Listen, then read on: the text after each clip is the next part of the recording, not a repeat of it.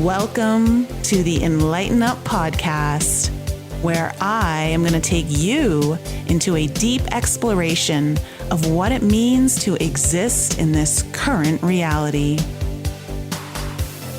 We are going to raise your vibes, open your mind, expand your heart, and dive deep into the wondrous mysteries and possibilities of this lifetime. There's been a spiritual catalyst that has set in motion the awakening process of many across the globe to return to the knowingness of self and unite what has been separated.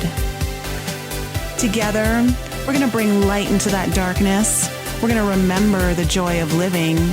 But most of all, we're going to turn up the volume of our own eternal power and do the thing we're here to do.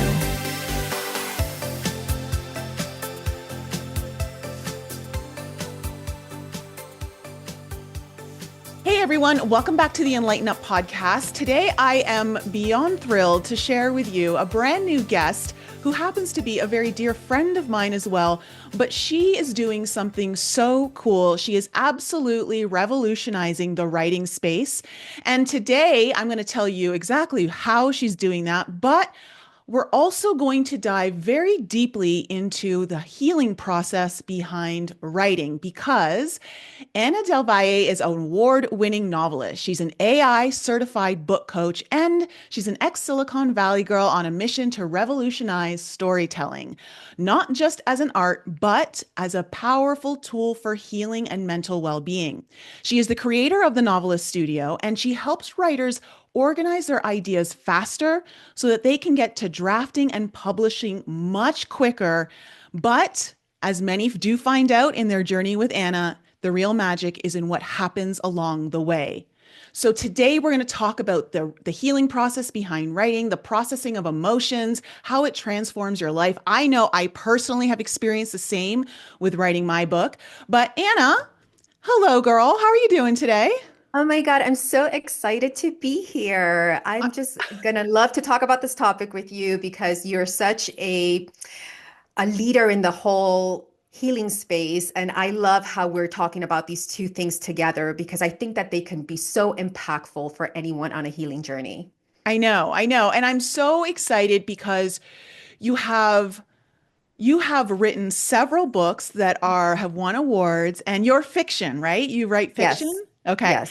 And so for everyone out there, Anna's doing something really, really cool, like really cool. And I know that there is so much resistance to AI from some people. And I know there's going to be people in my audience that are resistant to AI.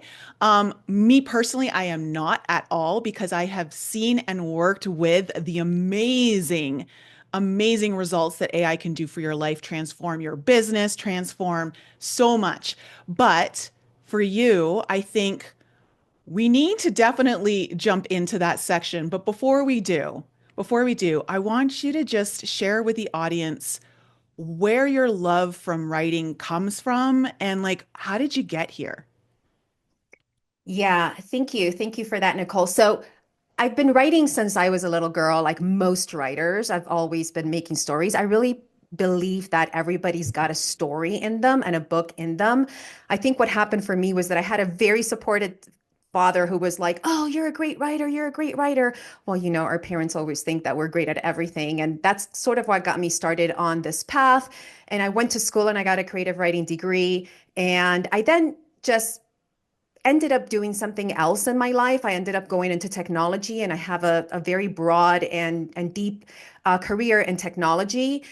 So this is why I was so excited when generative AI made it on the scene, because not only had I have the creative writing background. And I have written books, but I also have the technology background. So that was really an exciting moment for me when I saw that generative AI made it on the scene in 2022. But I did start writing when I was in my technology job. I had a very demanding job. It was a 9 to 5 job, but I had this this voice inside of me that I think that many people in your audience are going to be able to relate to, which is that voice that whispers that says, aren't you going to write a book?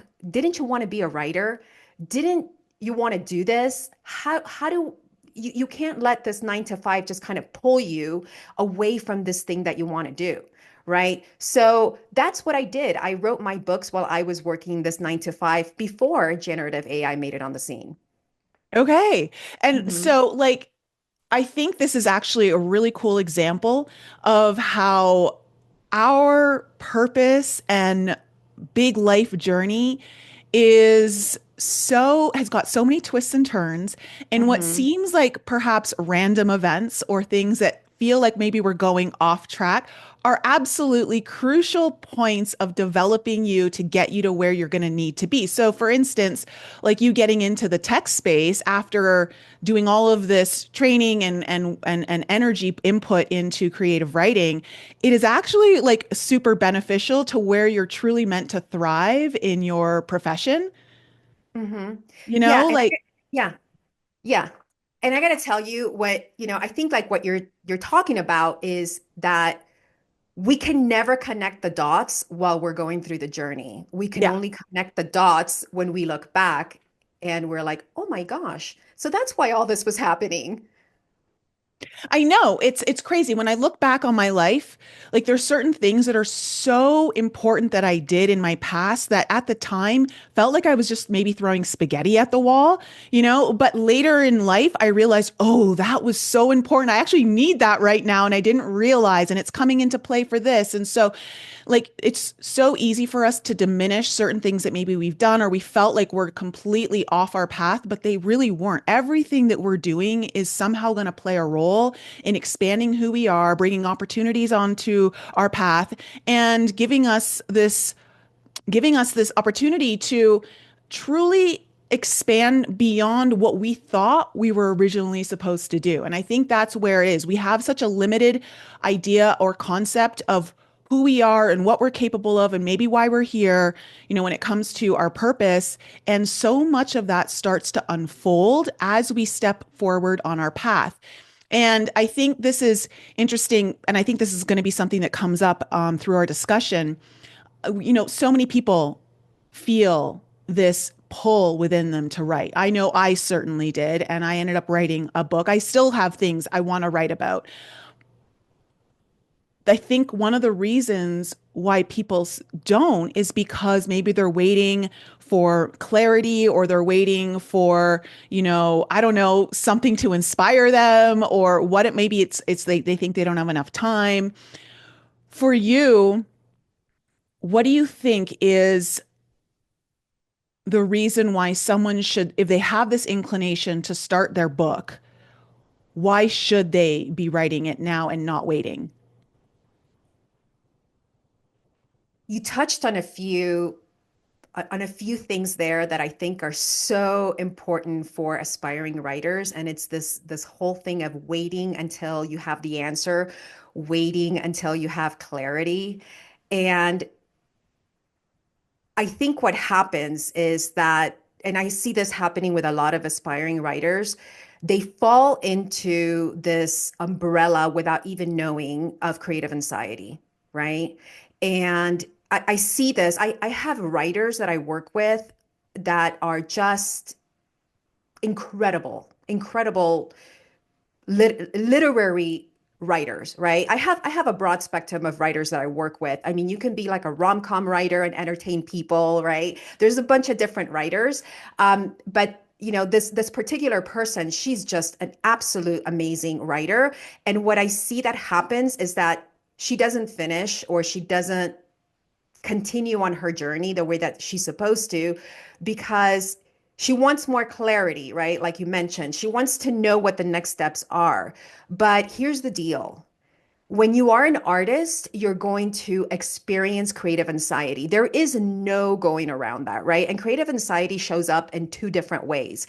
It shows up in this bucket of perfectionism, right? I am going to work on the premise of this novel for as long as it takes before I start writing it, right? So that's perfectionism. And what that really is a fear of failure. You don't you're afraid that if you do move forward and you get this done, that it's not going to go anywhere, right? And what I always raise creative anxiety with my writers, and I always say to them, if you're going to give airspace to all the things that can go wrong if you write this book, it's not going to sell any copies. I'm not any good at this. I need more information before I get started.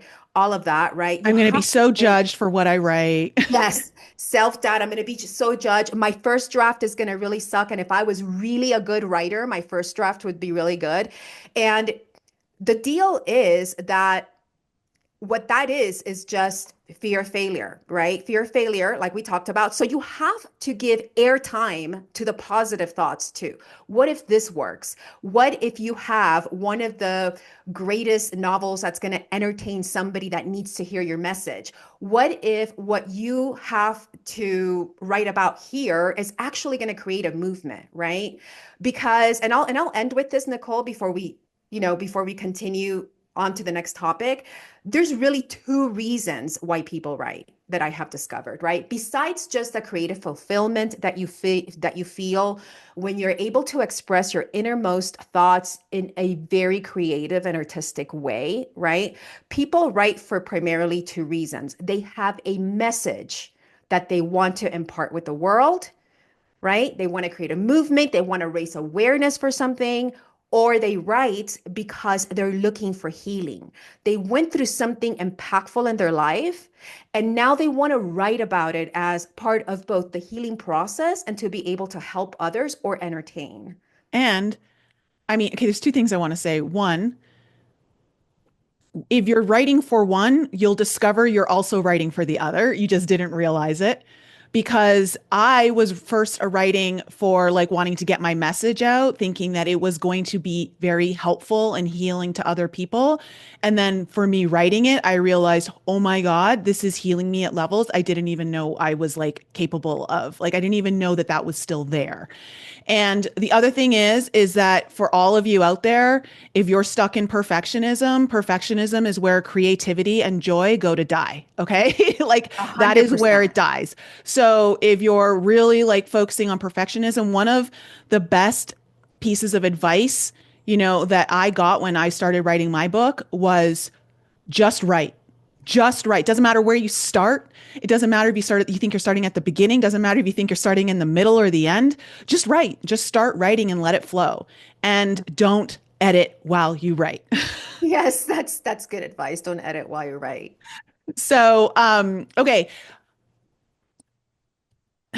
let's get into this healing aspect then, Okay. because both you and I have experienced healing from writing a book. And whether you publish it or not, it doesn't, I think there are extra layers to the healing process when you do publish it. I think there's an important part there. But share with us, please, take us through the process of your healing journey, how you discovered the healing process in writing, and then like, let's break that down for other people. Okay. That's a great topic to unpack. And I'm going to start with some data-driven facts because I She's am my a data data girl. I am a data girl through and through. This is so So, funny because for my audience, Anna and I are so different in some ways, where she's like all numbers, analytics, and data, and I'm all emotions and like feeling into it and all that kind of stuff. So it's good. We balance each other out. yes, we do. We're Yeah. definitely the yin and yang of Yeah. friends here. So, I will say that the American Psychology Association did a study, and they had a bunch of folks who had had some traumatic experiences write about their traumatic experience for 20 minutes for 4 or 5 times a day. Okay. And that went on for a few weeks. Then they had this other control group where they also had had traumatic experiences, and they wrote 4 or 5 times a week for a few weeks, but not about the traumatic experience, just about anything. Right. And the outcome was that the folks that wrote about the traumatic experience, They had 50% fewer doctor visits. They had improved immune function, including increased T cell response. They had reduced stress and anxiety. And here's the kicker, it was a long-term impact. So the benefits lasted for months after they did this exercise. Okay. That's Okay, big. And for that anyone out is, there who yeah. doesn't know what T cells are, they're your immune cells. They're linked to immunity. Yes, that's right. And so it's, I mean, the data is there, right? The data is there. And I will tell you a little bit about my story. So I wrote my first book about, I want to say about was about 16 years ago. And it was during a particularly difficult time in my life. I was married to a man that I was very much in love with. And I had just had a baby, and we had this very successful business together. This is before I went into technology. And what happened was that my husband at the time, and remember, we had a newborn baby, he developed uh, an addiction problem with prescription medication. And there was nothing I could do to help him. And I just kept seeing his downward spiral. I kept seeing how this was affecting our business. Our business was starting to have challenges. I had this newborn baby, and Nicole, I had at that time, I had my creative writing degree. I had written many poems, long form poems. I had been published in anthologies in San Francisco for poetry, but I had never really written a long form piece, right? A book. And it was during that very difficult time in my life that I needed hope so badly. I needed hope. And I needed separation from everything that was going on in my life to connect to my true self so that I could figure out the next steps. And then I had this idea of writing this book, a young adult fiction book with a teenager that I was able to live vicariously through her and her choices. And it was during these 2 years of the breakdown of my marriage and the folding of that business that we had together and having this new baby that I was able to complete this entire book, right? And it was really interesting. And I always say this to my students, it's not just about completing the project. It is about the person you become after completing that project. And I'll tell you what happened to me after I finished writing that book. Okay. So I entered it into the Amazon Breakthrough Novel Award contest. By this point, I was in between jobs. I had folded my business. I went back home to live with my mom, and I entered the book into the Amazon Breakthrough Novel Award contest. Out of 2,500 entries, my book was selected in the top 5%, which was a big win for me. And I Mm. got a great review from Publishers Weekly, and I was feeling like, oh my gosh, I actually wrote something that people like, right? And I had this amazing feeling. But as we all writers or aspiring writers know, it's a journey to become a full-time writer and to make income. So I knew that I had to still get a job. So I pivoted, right? And I'm looking for a job. I had this success with this book behind me. I had an interview at a technology company. They interviewed 18 candidates for this job. I had never worked in technology before. And I had to go through 9 interviews. And at the end of the day, I was offered the job. And it changed my life. It changed my life. And I asked the person, my hiring manager, why did you give me this job? And he said, Anna, you were the only candidate that had ever written a book. And this started an entire new chapter in my life in technology, which I absolutely loved. And it connected the dots. And here I am. Oh, wow. That's interesting that that was the defining factor of you getting the job that separated you from everyone else in an area where you didn't think that that would be even necessary. Like, Relevant, yeah, right? Yeah. yeah. It's not about writing the book, it's about the person you become by writing this book. Yeah. And so, what did that do for you on a personal level, writing that book, like what were the changes within you that one, you noticed, but maybe other people noticed as well around you? What was really interesting was that, well, first of all, writing that book helped me connect with my voice and with my true self, that I was able to go through with this divorce and leaving this person from my life, right?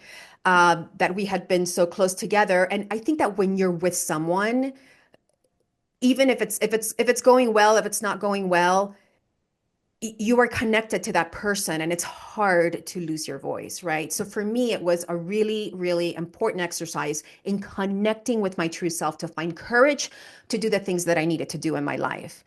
And then what I noticed very quickly is that people were looking at me like like I had done something extra. It was like I had a halo around me that I didn't even understand why this halo was there, right? This was something that I didn't expect, like getting this job, for example, that I Hmm. got, right? Yeah.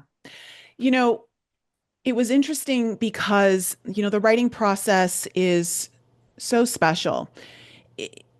There are moments where you can sit down at your laptop and start typing, and it's like a fountain, like a fire Mhm. hydrant. You can't turn it off, and you're typing, typing, typing, and it's just like there's this flow of inspiration just coming through you. And then there's times where you just sit there and like you're lucky if you type out an entire sentence, that you actually feel good about. And the writing process is exactly that. It's a process. It's certainly not an event that when you like write a book in one go. Some people have that in them and it's just like this fluke. But for me, I found that as I was writing about my journey and sharing all of the insights that I had received through facing certain big fears of mine and having to open myself, and really was my journey with self-love, is what I wrote about. Hmm. And as I was writing it, thinking that I had already gone through the healing process, I started to like have these aha moments as I was writing, going, oh my God, now I understand that at such a deeper level. And I started like connecting other dots, and it just opened things up within me as well. It's interesting when I wrote my book, I remember I had sat down with it for years before I actually sat down with it and really wrote it. Like I maybe had 20 Hmm. pages over the course of 3 years, and then one day I remember I was sitting out at my back patio in the Cayman Islands, like looking out at the sea, having my morning coffee. And all of a sudden I was just like, I'm writing my book. I'm writing my book. And I went and grabbed my laptop and from there, the process started. And even though I hit a very big, unfortunate hole where like somehow I had written 70 pages and then lost it all overnight. Somehow it didn't save properly and it was completely gone. And I was only left with the original 20 that I had started with or whatever. I was like, I don't care. And then within that 3 months, I finished my entire book, and then had an editor to work with it. And I just want to say that to people, like, if you really want it, you can really deliver it. If you're really like dedicated to putting this out there in a sense of for you, you feel like more authentic. You found your voice. It absolutely was instrumental for me to find my voice, to Hmm. understand me at a level I didn't even know before then. And I think that's super important. It's really hard to speak to people authentically when you still don't understand who you are at your core. And I feel like writing is something that develops that within you.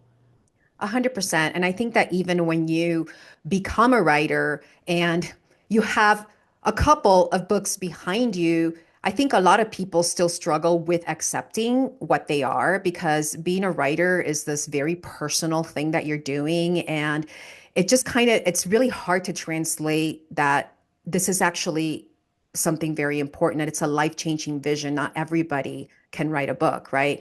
The truth is that 81% of the people, 81% of Americans want to write a book.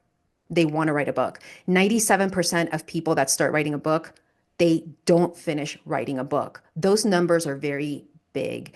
And one of the reasons why that happens is because there is a lack of process. Now, I hear what you're saying. You are an intuitive writer and you were writing about your book is about yoga, isn't it? Yes and no. Okay. Yes, it Okay. is. But What it is a started off nonfiction as, topic. yeah, what started off as what I thought it was an inflexible body that was like my source of all my pain Uh-huh. was, and not loving myself was actually an inflexible mind. And I talked about how yoga showed me that it wasn't my body that was the issue, it was my mind that was holding me back from everything I wanted in life. Oh, very cool. Very Hmm. cool. I I like to call these type of books nonfiction books, right? Because they're your book Yeah. can be called medicinal, right? It falls in that category. Yeah, When I work, self-help. yes, self-help. When I work with writers, I work with creative writers who want to write fiction, right? And there is a distinct difference between being a fiction writer and being a nonfiction writer. And a fiction writer has to actually prepare for writing, right? They can't just sit in front of the laptop and start writing because you are casting a bunch of characters to your novel. You are trying to figure out what the beginning, middle, and end of the story is. You have to outline scenes that are going to be tentpole scenes that are going to keep the story going. So there's this whole methodology to write a story that works. Hmm. And Hmm. for those listening, if you're a pantser and you have tried to pants your book, which just means you're going to sit in front of your computer and write, I did that in my first book, and it was really, really difficult to go back and do all the editing process of all this world building, all these characters, all these subplot tie-ins that were supposed to happen. And I had just sort of like started writing the book. And my second book, I was able to outline, and that went a lot smoother because I did all the pre-novel preparation activities that a creative writer has to do. And what I am really excited about generative AI making it on the scene, Nicole, is that all that stuff that creative writers had to do for novel preparation, like outlining, figuring out their cast of characters, figuring out what their inflection points and their tempo scenes were going to be. All that stuff can be very easily organized with generative AI if you have the right methodology and prompts to do that. And that's how I help my students very quickly in a week organize their entire novel idea so that they can start drafting their novel and write a first draft that is less messy than any first draft they've ever written before. And the time savings there is crazy because it used to take a novelist about 5 or 6 weeks to do novel preparation, and all that can be done now in a week. Yeah. Okay. So we got to go. We got to jump into this. And I'm so glad that you shared that perspective because you're absolutely right. Writing fiction is completely different than nonfiction, especially if it's Mhm. coming from just your own journey. I want people to understand right now. We're going to talk about AI from the form of how it will collapse time for you around your writing process. Okay. I collapse time around people's healing and transformation process. And I know that there's resistance to people understanding that concept because they're like, well, no, there's a journey and you have to heal certain things. And yes, there is like a process. However, this is why I work with people who've at least been on their healing journey for 1 year, because the work that I do is a little more advanced, right? I know exactly how to collapse time around your healing journey to get the transformation you want because I know the process already and I know what the pitfalls are and I know where you can actually like quantum leap and still get the exact same amount of healing that you would if you took the long route. Anna does the exact same thing with the writing process. Okay, she collapses time around your writing process so that you get, not only do you finish your book faster and get it in the hands of potentially a publisher faster, but it actually enhances the writing process and what you're actually producing. And I think what a lot of people misunderstand is they think, just for your scenario, AI is removing a human element. It's removing a personal element. And that couldn't be further from the truth. Oh, it And could that's what a not be lot of further from the people truth. who Yeah. don't understand how to use AI and what it's capable of will think. And I'm going to tell everyone out there, if you are thinking that way and you haven't used it yet, it's because you have no experience yet. And it's very easy to cast judgment on something you don't have experience with because it's coming from a place of fear. And that's what a lot of people's resistance with AI comes from is we usually will be fearful of something we don't understand, right? So Anna, let's Mhm. break down some of the myths here around Okay. using AI and what it does for the writing process. Yes. So I will start by saying that I've been kicked out of Facebook groups. Which I absolutely love because that's how you know you're at the head of the curve and you're making waves and you're this is where people need to go. Yes, because as soon as I say that I am an AI certified book coach, people hear I help people write AI generated stories. No, this is not what this is about. Okay.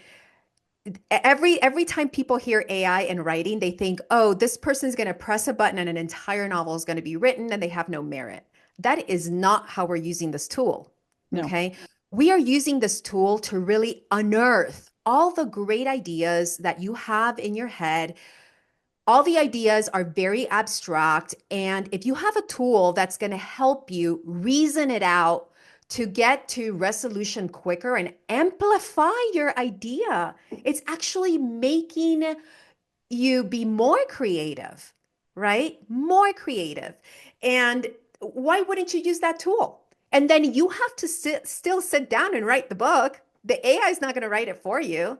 So if you have this great roadmap for all your ideas to be able to write this great novel that you've been always wanting to write, why wouldn't you use this tool? Hmm. And I get a lot of questions around, is AI going to steal my novel? Is am I a real writer if I use AI? There's a lot of shaming going on right now of writers shaming writers. And what I find is that the writers that do the shaming, they don't understand how the tool works. And it's No. very obvious to me. It's Yeah. very obvious. As Mhm. soon as they say stuff like, ChatGPT is going to steal my novel, I'm not a real writer if I use the AI, I know for a fact this person hasn't done the work and they don't understand the new tool. It is a new way of writing. Yeah. It is like having a word processor. Why would you still use a quill and At ink, the end of the right? day, yeah, at the end of the day, I'm sorry, but this is the equivalent of looking at my parents who didn't know how to operate the VCR. Okay.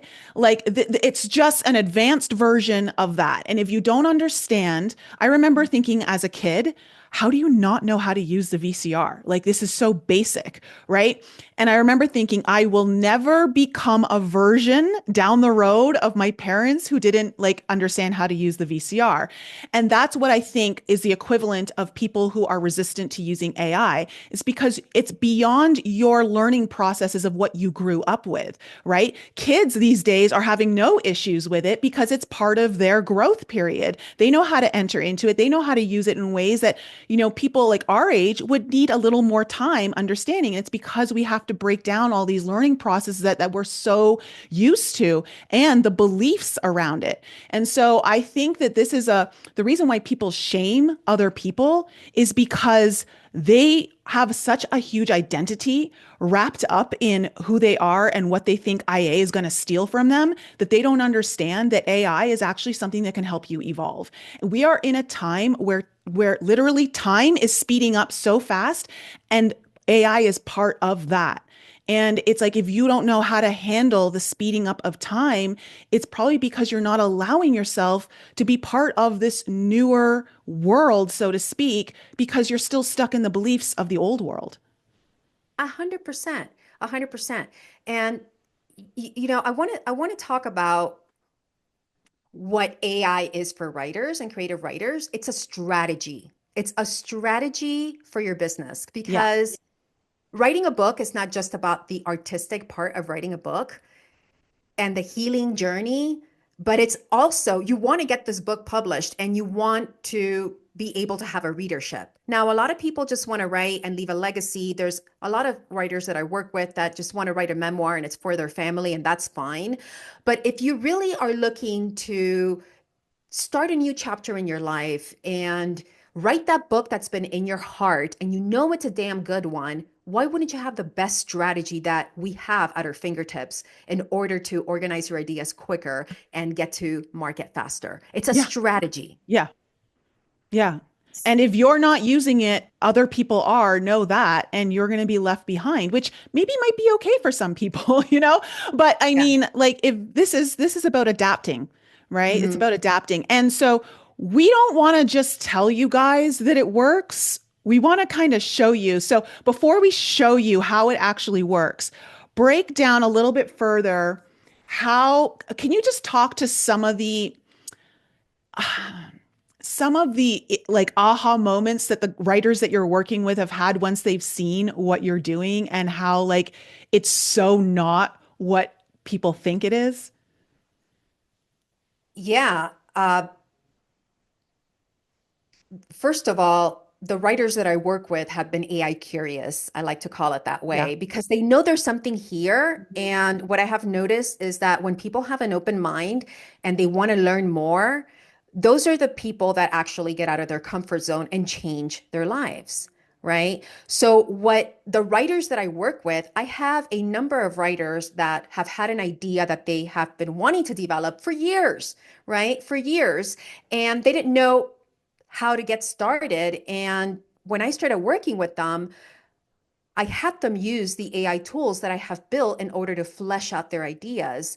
And the result is if we start working together and you just come to me with an idea, and this is where a lot of my students are, they're 40,000 words into their novel already. 3 months later, right? They're 40,000 words into a less messy first draft. They have an entire outline they've been following from their own idea. And that could have never happened before we had generative AI. They would have had to do all this work manually of outlining and developing scenes. And guess what? The machine is going to be a lot better at mathematically telling you where these scenes should go, where they should fit for maximum impact than a human brain is going to be able to tell you, right? So there's just so many benefits and so many aha moments. And what I really love about what I do, Nicole, is I love watching the transformation and watching these people that have had this idea and they didn't think it was possible for them.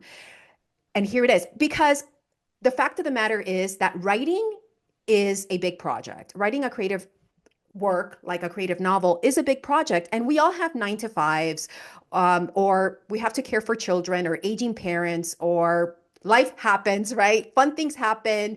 We're human. Sometimes we don't feel like it. All these things happen. And it was really difficult for people to even be able to complete their manuscripts before because of all this pre-drafting that had to happen. Now, all this can be accelerated, collapsing time, just to use your word, right? So it is an amazing transformation. And I want to touch on something for those of you listening who have been trying to write a book, or you've tried this before, it didn't work, or you've been sitting on a manuscript for years or an idea. One of the things that I tell my students is now that we have all these tools, this is great because this is going to help you a lot, right? This is data. It's going to help you. But the way that you're approaching writing is very important because what happens is a lot of writers approach writing as a hobby versus a life-changing vision. And let me Mm, tell you what that means. okay. Okay. I love that. So when we approach things as a hobby, that means that there's a casual commitment to this thing, right? There's a flexible schedule. The effort is optional. There's low stakes. And it gives us temporary enjoyment and some escape. These are the definitions of what a hobby looks like and how it shows up when you practice a hobby. Hmm. Okay. When you approach writing your book like a life changing vision, this is what it looks like. You have a consistent commitment and discipline to show up.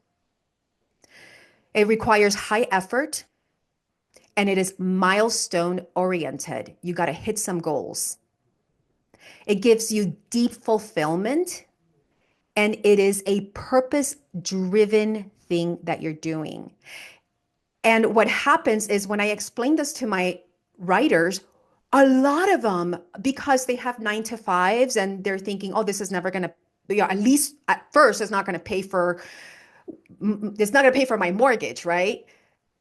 But you have to stop approaching it as a hobby. And a lot of people approach it as a hobby instead of as this life-changing vision that they're building.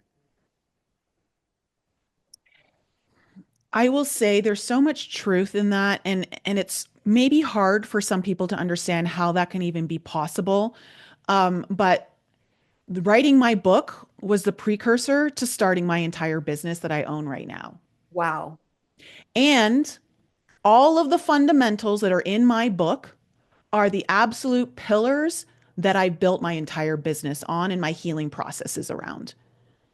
So don't minimize what you think is just sharing your story or sharing an idea with the world, or maybe just your friends and family, because I have had people tell me over and over again that my book has completely changed their life, in how they view their body, how they connect with their body. And because my audience is particularly healing, transformation, spiritual development, the body is extremely crucial in the entire process. It's actually part of how I collapse time around people's healing journey. So having that book, was absolutely a life transformation, transforming vision, but I didn't necessarily know it at the time. But if people understand that and understand, I will say this too, guys, so many of you, whether it comes to writing a book or starting anything that requires more risk than you're used to, okay? And when I say risk, it could be like putting yourself out there, sharing your ideas, sharing your voice, money, whatever it might be, okay? You're looking for 100% certainty about a process that is unknown to you. It's impossible. You will not get the clarity that you need, that you think, to start anything of that nature. The only thing you have certainty and will ever get certainty around is something you're still very familiar with. Okay, because you already know the history of it. But Hmm. what you don't realize is that the clarity that you're looking for is going to come every time you take an action forward.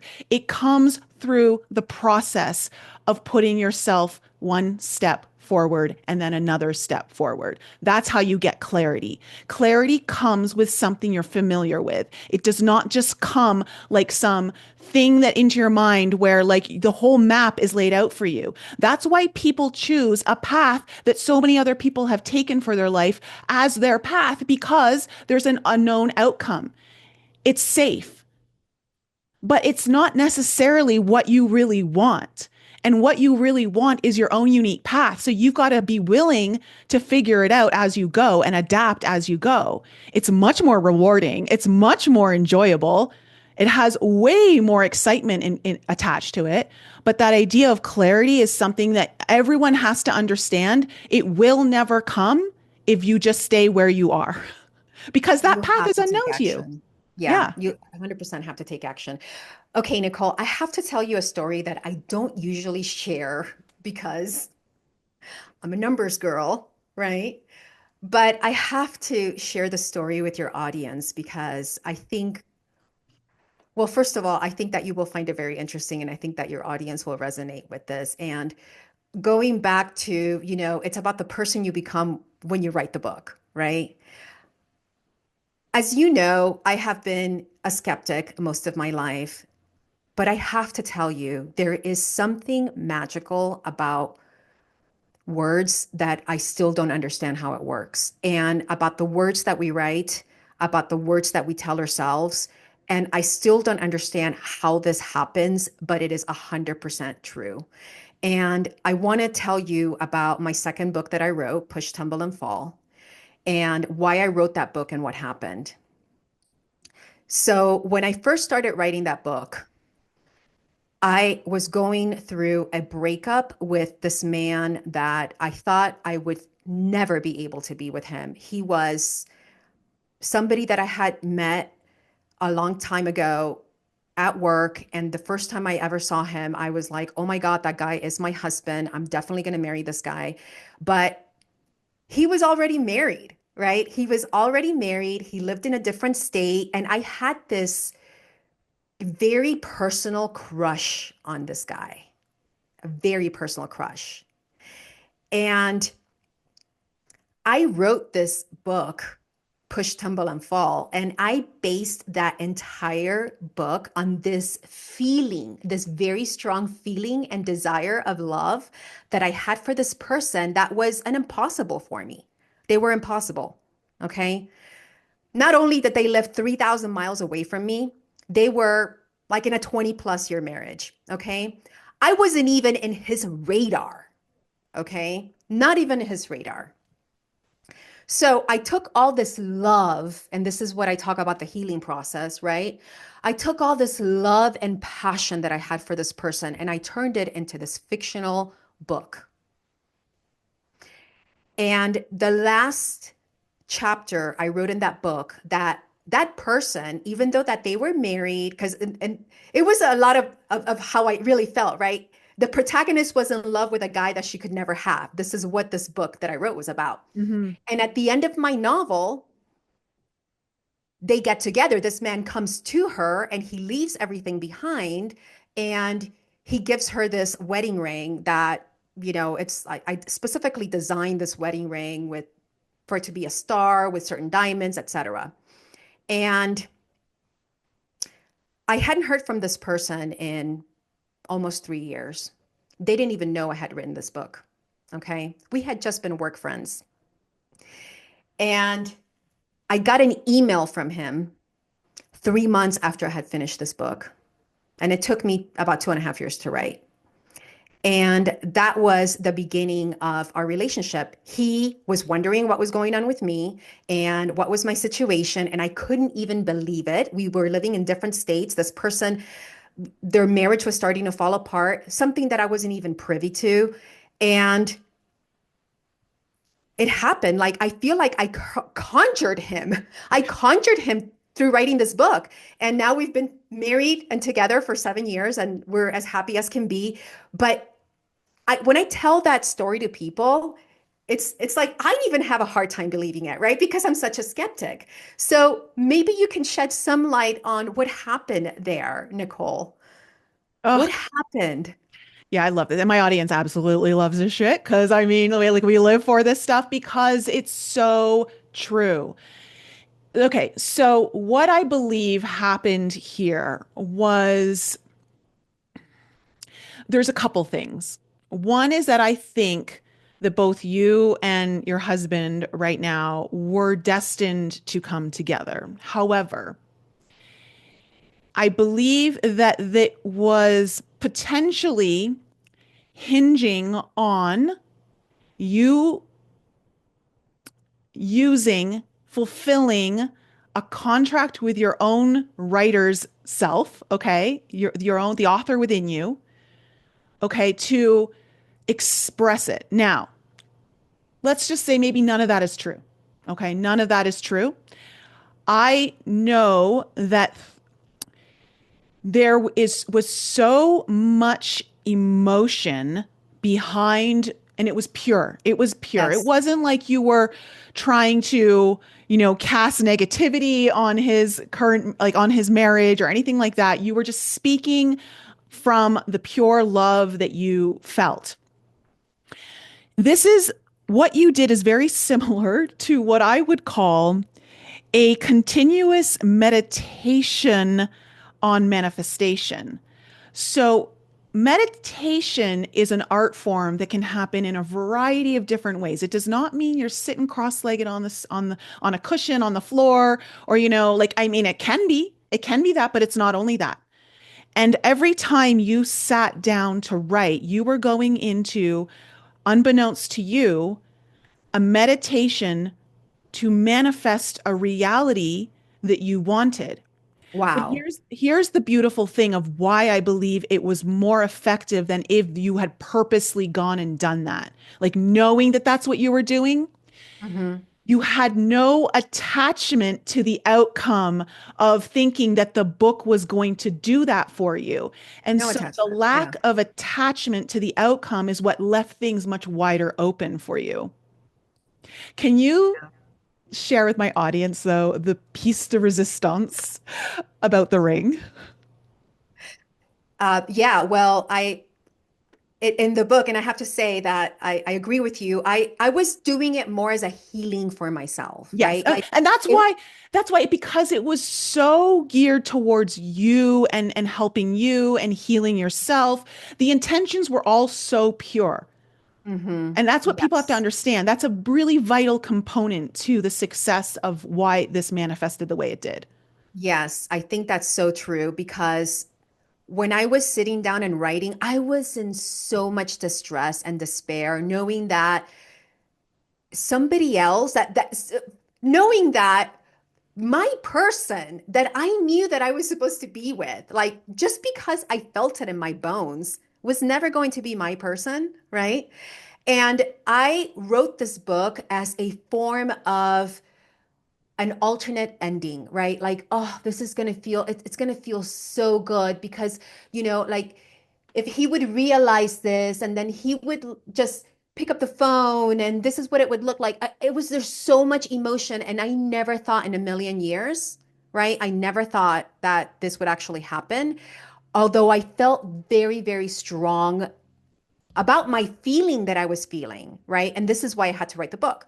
So at the end of the day, when we got to back together, he actually gave me my engagement ring and my wedding ring. It's that same ring that I had written in the book. He went and designed that exact same ring. I got that exact same ending. It's so bizarre. And It's he bizarre. did not read the book. He did not He did not know. read the book. He didn't know. Yeah. That's what's so okay. And this is why this is so cool. Like, and this is like I this is the power. This is we are so powerful. We are We so are. powerful. We don't realize it. And this is how we you can alter the trajectory of your life, guys, when you really tap into one, your purpose. Okay, two, pulling it out of yourself, like really committing to yourself and giving yourself the space to really allow what you're made of to show up. Okay. And that's what Anna was doing. And this is why I believe that this was part of your contract. Okay. I do believe this was part of a soul contract that both you and him had. Okay. That you were going to be writing the book. Okay. That, and it's because of this whole outcome it's not just about you being able to like write really great novels, you know, it's about you understanding the power of transforming your life through storytelling. Yes, yes. Something happens in your psyche. I Yeah. don't know what it is. Something happens in your soul, in your psyche, when you are connected to the page and you're writing either something that you want to happen or you're escaping to this different world.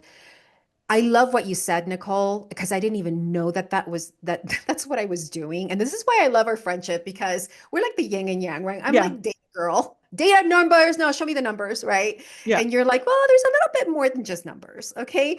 So I loved when you said that this was a constant meditation for manifestation. I'd never heard that term before.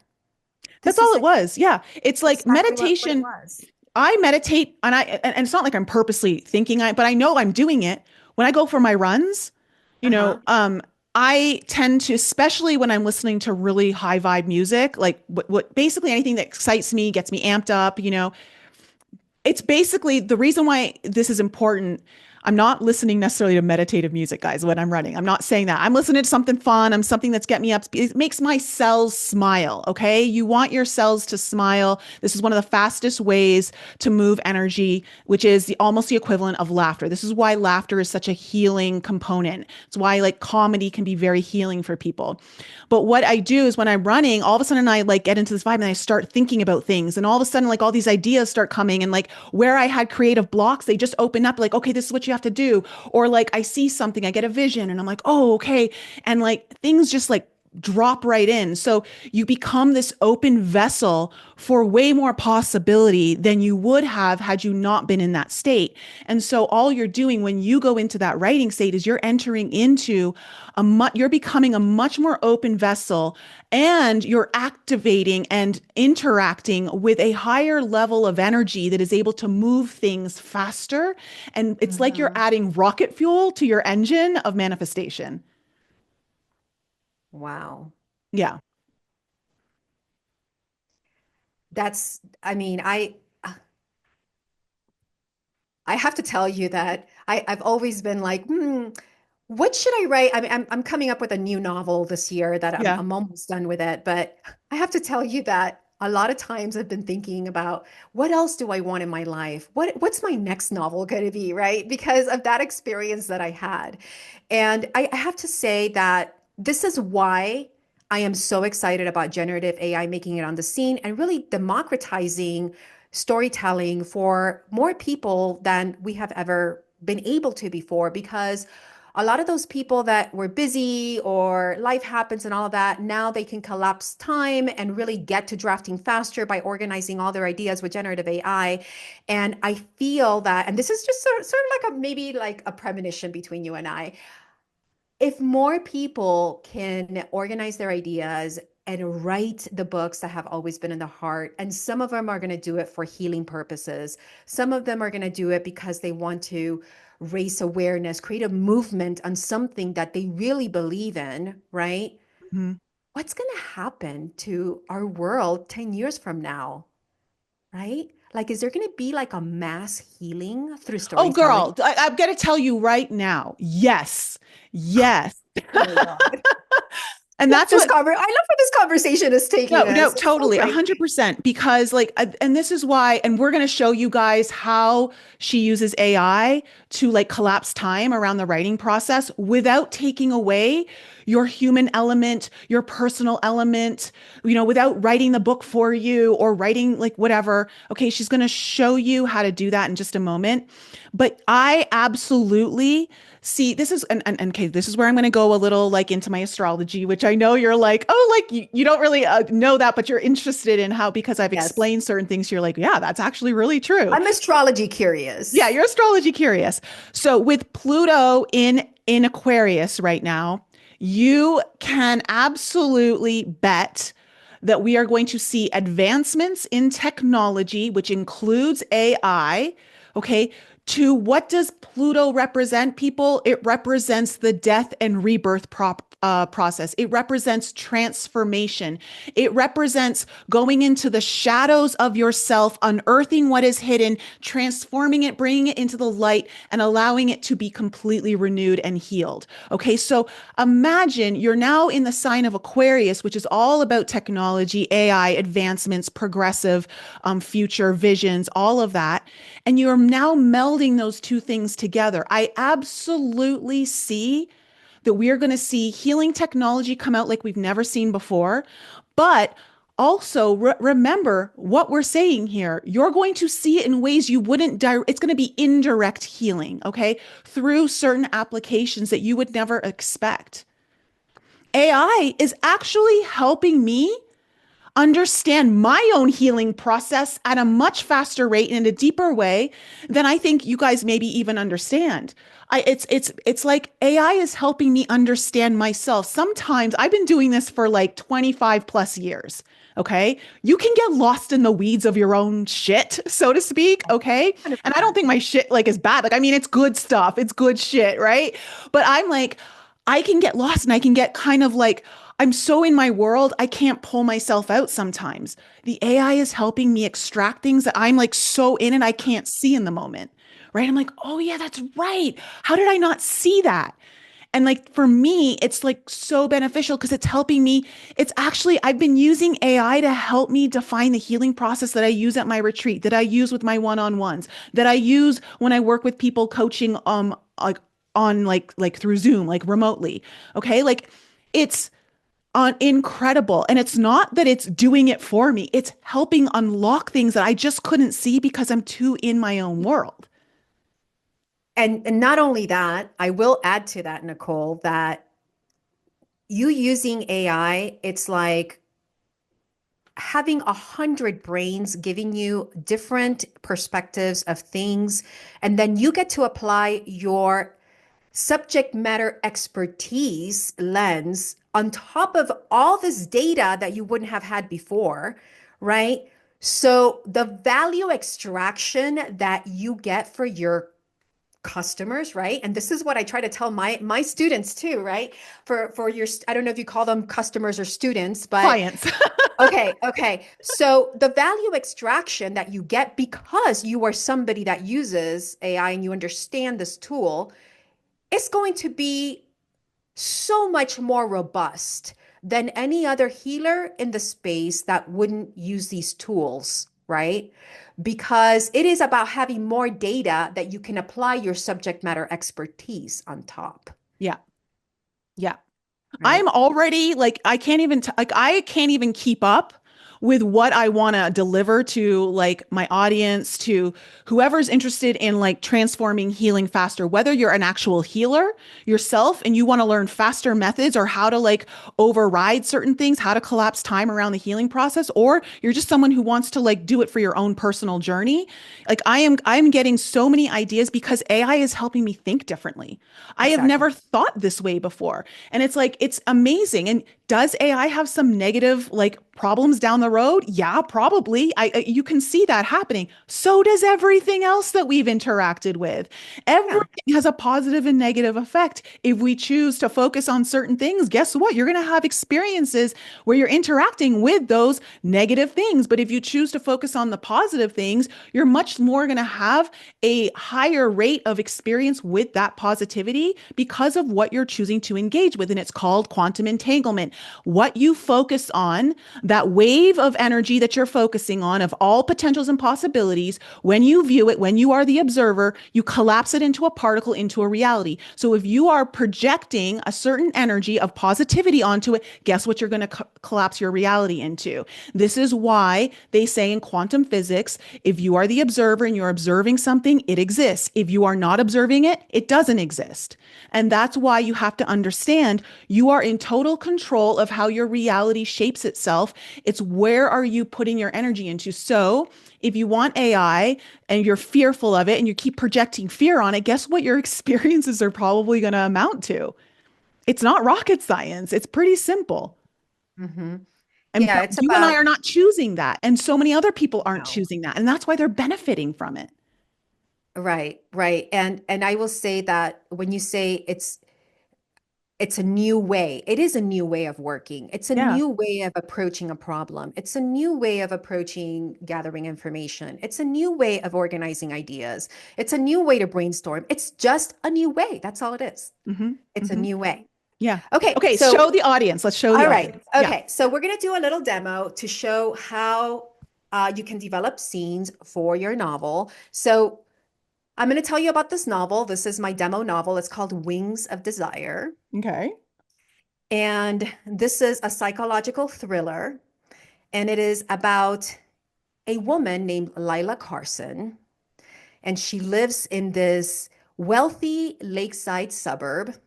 She's been married to this pilot, Eric, for 20 years, and her children are going away to college. She's facing being an empty nester, and this really hot carpenter moves in next door. His name is Jonah.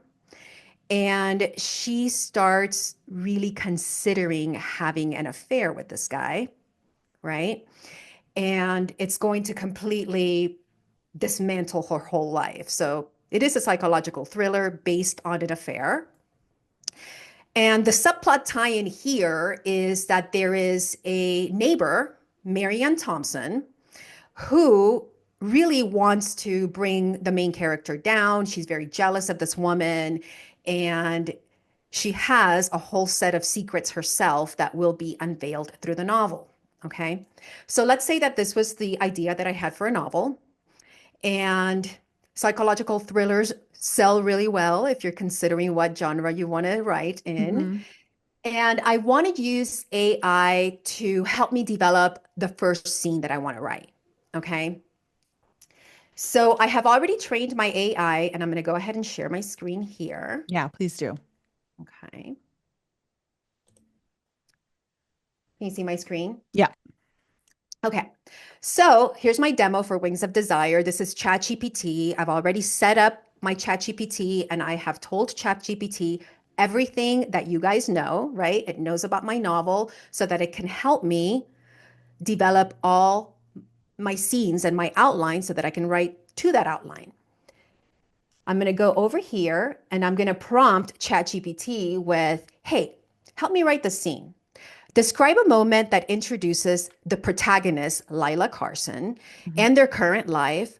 What does their everyday world look like? Focus on showing the broader setting, tone, the themes of the story. Highlight key visual or sensory details to give the reader a vivid snapshot of the protagonist's world before the main conflict begins. Begin with an interesting scene that will engage the reader immediately using tension, curiosity, or a sense of foreboding to make the mundane feel compelling and irresistible while staying true to the tone and conventions of the stated genre. Okay, so this is a very well crafted prompt It's very to well help crafted. me. It's very well crafted to help me come up with this first scene for my book. So I'm going to grab that. I'm going to put it into ChatGPT and let's see what it comes back with. Okay, great. So if you guys have ever tried writing a book, for those of you who have finished manuscripts or have a first draft or even a second draft, you know a lot of the stuff is very hard to make up on the fly, right? So it's going to give us a Especially scene to in write. under 60 seconds. Yeah, yeah, this is crazy. So this is my first scene to write. We're going to introduce Lila Carson and her current life, revealing her emotional isolation within the facade of a perfect, affluent world. That's the scene we're going to write. Okay. Now, it's given me a bunch of setting details that now, as a writer, as a creative writer, Nicole, I don't have to start thinking on the fly, like, what does this lakeside home look like? It's given me all these ideas, right? That I can then I can start developing my setting. It's an affluent suburb during the early 2000s. The sun is setting, casting golden hues. The lake is visible through expansive floor to ceiling windows, right? It's giving me a lot of details that writers, right, have to Mhm. make up on the fly when they're writing. And writing setting is a whole different ball game. Like it requires almost an entire outline to write a setting, right? To build a setting into your story, right? Yeah. It's talking about meticulously set table featuring delicate china, flickering candlelight, right? So it's already telling me what that setting is it's going to look like for this first scene that I'm going to write. Now it goes into all the significant actions that my character should have. Okay. So the significant actions here are all going to be based around a beginning, middle, and end for a scene, which is what a lot of creative writers struggle with. When you're writing scenes, they have to have a beginning, middle, end, and a payoff to be satisfactory for the reader, right? So it's going to give us significant actions that we can write too. Lila meticulously arranges the finals hydrangea in a crystal vase, her hands trembling, revealing her anxiety beneath the composed exterior. Here's her husband. Eric's laughter interrupts her thoughts, coming from the kitchen where he leans casually in his pilot's uniform, full of charm and life, but not for her, right? So it's giving us all these actions that the characters can have in the scene. And then emotional reactions that even goes deeper, not just some of the actions that they can be having in the scene, but some of the emotional reactions, right? She feels resentment and longing as she watches Eric come alive for others, but remain emotionally distant from her. Right. And then the subplot tie-in, the nosy neighbor who really wants to bring her down. Marianne's presence is felt subtly in the scene, right? Perhaps she's in her car, she's looking across the street, right? So it's giving you all these ideas to start building your scene. And then it goes on to tell you about the purpose and impact the scene can have for the reader, right? Yeah. So it's, I mean, imagine having 15 scene ideas. Like all you got to do is sit down and develop them while you keep 100% copyright control. Yeah. No, exactly. And this is what is so important. I want my audience to really understand the importance of the prompt. Your Yes, prompt is everything, okay? It's like whatever you tell it, it's going to help it understand what you need, and the details are extremely crucial. And so when I said like that was an extremely good prompt, it was because of can you go back up to the prompt for a second yes. to show people? Like really look like she's going into all the details, like key visual or sensory details. Why is this important? This is important because even when I'm crafting meditations, okay, I use AI to help me open up my meditations. This is why people have told me over the last 2 years my meditations have gotten so much better. Guess what? It's because I'm using AI to help expand my mind and it help me develop the actual journey. Okay. It's like, and but it's my prompts. I have to like give it very specific things of what I want and da da da da. And then it lists a few things and I'm like, good. And then I could go in and start crafting my meditation. And this is one of the things I tell it. I want it to have very visual, sensory details because I want the person to be immersed in the moment. And that's what you're trying to do with your reader. You want them to be immersed in the scene, right? So That's that's right. They need to travel through you. yeah. So that's a very key detail that you put in there, you know? And then also like we need to engage the reader immediately. Okay, great. We don't want it to be this long kind of drawn out thing where we get finally you want like I want to capture their attention right now. So that's Mhm. great. You know, and look, I was saying we need to use tension, we need to use curiosity, a sense of foreboding. Like these are all key elements that you had to tell the GPT prompt, you know, in order to get that out of it. That's right. That's right. Mhm. So it is all about crafting the prompts, Yeah. all about crafting the prompts. And I've already done all this for my students. I've already developed all the prompts that they need to outline their entire novel so that they can sit down and write. Yeah. In fact, my prompt methodology and framework has been registered with the US Copyright Office. I am the first book coach ever to develop an AI framework That's what I love to about outline you. to outline your books. So, yes. This is awesome. So what a great example to show everyone what like is possible because this is where people are misunderstanding. Like it's not doing the actual like journey for you. It's helping you define it. It's helping open your mind to what's possible. It's giving you Mhm. details that you probably would have come up with at some degree, maybe not at the level that the AI is prompt because you know why? You have so much more energy now available to deepen the story, It's to like, exciting. yeah, it's It's exciting. exciting to have a roadmap that somebody helped you organize your own idea, your own IP, and now Yeah, you have this roadmap to write to, yeah, right? All you need to do now is treat writing like a life-changing vision and not like a hobby, yeah, right?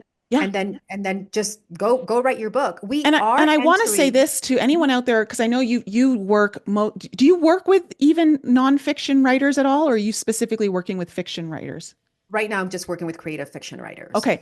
For anyone out there who's nonfiction, you could still use GPT to help you outline your book to say what's the best way to tell my story, you know, and say these are all the things that I want to talk about. These are all the details, and you start giving, and it will help you craft your book as well. Like there's ways to to use this tool. You just got to all it is finessing the prompt, you know, and the better you get at creating your prompt, the better results you're going to get from the GPT, okay, to help you create what it is that you want to create. So that's what I've noticed. And it's like if you put in a half-ass prompt, you're going to get pretty boring results. You're going to get really things that are just like, ugh, this isn't And this that is why great. people are like, oh, AI is garbage. Yeah, because your prompt isn't good, Yeah, your right? prompt So, is garbage. Sorry. Like it's like saying like you're the starting point. You're what's giving it its information. It's saying like a boss looking at his employees like saying, "Oh, you're shit." Well, it's because you're leading them shit. Like it's like you're a shit leader. And so it's like understanding that it all starts with you. And that's yeah. what it's important to understand. It is about you. It's not about the AI. It's about you using a tool that brings more out of you. 100%. And I will say that if you're a nonfiction writer, uh, I totally would take Nicole's advice on this. It's fiction writing is diff. I'm sorry, nonfiction writing is different than fiction writing, like we covered earlier in the episode. Yeah. And that's why I crafted all these prompts because when you're writing a creative novel, there's a lot more details, right? Yeah. World building, character reactions, right? When you're writing a nonfiction book, you're really sharing a message and a story, and you can definitely outline and get ideas for a nonfiction book using ChatGPT. And you could So, and you could ask GPT like how can I deepen this part? Like you can like write something out and say I really want to deepen this, but like is there something that I'm missing and like I want to add more elements of this so that the reader really connects with what I'm trying to say and it will mhm, maybe give you an example that you're like, "Oh, I didn't even think about saying it that way. Actually, that hits me harder." And you can go in and adjust things and it's still yours. that's You- right. That's right. It's still yours. So It's still your repeat. it's You it's just it's you're writing the story. You're yeah, writing the story, yeah. right? So I want to first of all, thank you so much for having me on the podcast. And it's been such a wonderful conversation, Nicole. And I also want to give a free gift to your Please listeners. do. Yes. Okay, so I know that a lot of people are wondering, is AI going to steal my novel? Am I a real writer if I use AI? So I have this masterclass that you can grab and we can attach it to the show notes. And it's the masterclass, it's about 45 minutes long, and I will unpack all of these things so that everyone can be educated on this powerful tool because there's a lot of misinformation going around about is this thing going to steal my novel? And I cover all of that. And it's called Unlock Your Best Seller, Leverage ChatGPT as your creative ally. And Mhm. we'll attach it to the show notes. And you can also go to my website, thenoveliststudio.com, to find it there as well. Love it. So I think that would be beneficial for whether you're nonfiction, fiction, like go watch because you might get ideas on how to start building your prompts better, or like just even like it gives you a little bit of a leg up from where you are right now. So thank you so much, Anna, for sharing that gift with everyone because there, like you said, 81% of Americans want to write a book. I don't even know what that is around the world. I've got a lot of different audience members in a variety of like over 100 different countries on this podcast. So, everyone out there, life is going to start moving. I mean, you can already see the changes that we're under right now. Life is moving rapidly. And in order for you to adapt, this is just one tool, okay, that can be in your arsenal to help you adapt to the newer reality that we're all entering. And it will develop you. Like, I can't even express how, like, I love it so much. I'm like, like it's just blowing my mind because of how it opens my mind in ways I didn't even like think before. So Mhm. allow yourself to be open to things that you may be resistant to because the things you're resistant to are usually the thing you need to do the most. Okay. And so lean into it a little, at least allow yourself to learn it a little bit more so you understand a little bit more. And so that you're not only operating your decision making from a place of fear. Okay. Give yourself a little more information to go on. And so, Anna, I'm going to leave all of your details in the show notes for anyone who wants to go visit her website, find her on social media, get this free gift. Okay. Masterclass. I'll leave that all in the show notes. And to everyone else out there, I love you. Have an incredible week and know that. Look, it's not just about sharing your message. It's about transforming your life and opening up a slipstream of manifestation to your biggest hopes and dreams potentially. Love that. I love that I was doing that. I didn't even know that I was doing that. It's amazing. So Anna, thanks so much for being here. To my audience, I love you so much, and I will see you next week. Thanks again for joining me for another show on the Enlighten Up podcast. I love you guys so much for all of your continued support. So remember to raise your vibe, find your tribe, and be open to the infinite possibilities held in the mysteries that surround us all. Thanks again for sharing the show with your family and friends. And if you're new to the show and you need to find out more information about me, please head on over to my website, NicoleFrolick.com, where you can join my newsletter. And please follow me on Instagram, Telegram, and YouTube. Keep your light bright, and I'll see you next week.